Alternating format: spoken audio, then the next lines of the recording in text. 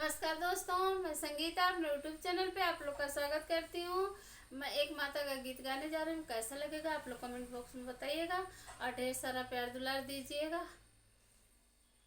मंगबो माइया से अपनी मंगनिया, हथवा जोड़ जोड़ना। मंगबो माइया से अपनी मंगनिया, हथवा जोड़ जोड़ना। तो हसे मांगी मैया मांगी कैसे नूरवा, तो हसे मांगी मैया मांगी कैसे नूरवा। हो मैया कई दाना, हो मैया अमर कई दाना, हमरे मंगिया कैसे नूरवा, अमर कई दाना।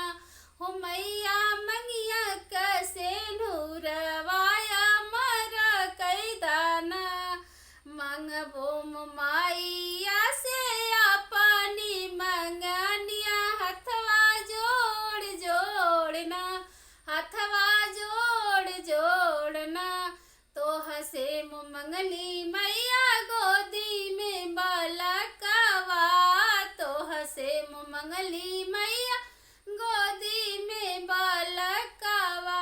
अमर कई दाना मैया गोदिया का बालकवा, अमर कई दाना मैया गोदी का बालकवा, अमर कई दाना। मंगबो माइया से अपनी मंगनिया, हथवा जोड़ जोड़ना, हथवा जोड़ जोड़ना।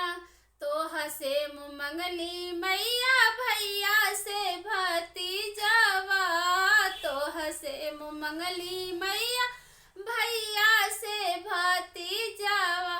अमर कई दाना मैया भैया से भतीजवा, अमर कई दाना मैया भैया से भतीजवा, अमर कई दाना।